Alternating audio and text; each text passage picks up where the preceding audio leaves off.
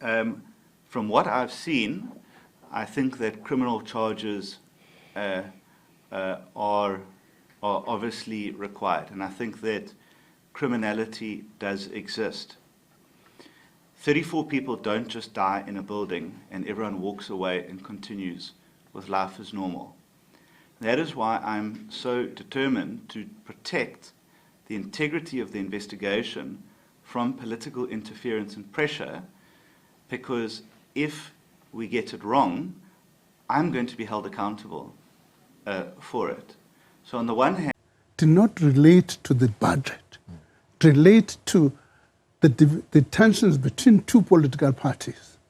I think we should not translate that to make government dysfunctional. And if they're then going to take their word when they said, we'll put South Africa first, that, in my view, gave me some sense of comfort. Okay, all right. So on the one hand, some politicians are screaming and shouting that they want reports released. Those same people will scream and shout when people walk free because the investigation was compromised. You can't have it both ways.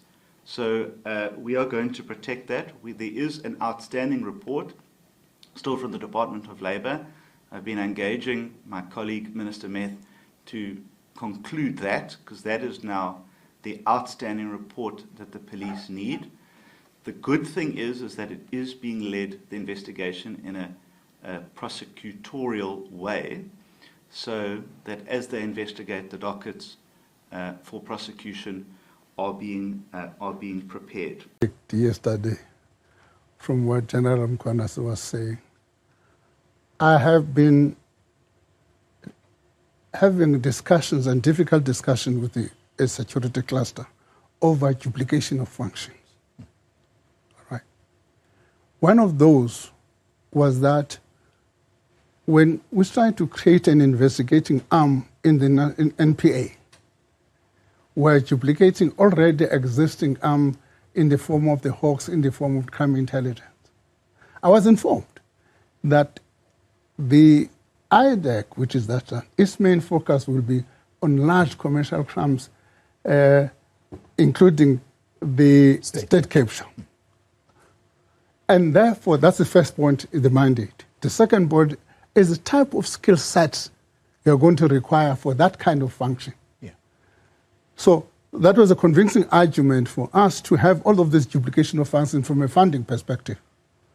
But when you listen to General Mkhwanazi yesterday, if what he says is correct, there's also a breach both in terms of mandate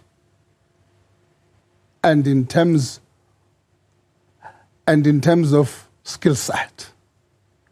So that's what he said in the public. I'm not saying that's accurate. Okay, so spell that out. That's what affects me. Otherwise, oversight functions are done by everybody else. There are parliaments, there's parliamentary committees that do the oversight over these functions. But for me, is that duplication of functions which impact on the field? Well, in terms of physical protection, you know that, as I said, he's been getting threats to his life in that province. We have beefed up his security. But he won't be persecuted. From my side, surely there will be no persecution of any member of South African Police Service, not only him, but anyone. And then what was the justification for the closure of the political killings task team? Look, as I said, I don't want to dwell more in that regard. I don't know. I don't know the reasons, but I'm sure you heard Mkhwanazi said after Ket Matlala was arrested, it became clear as to what the reasons were. So I don't want to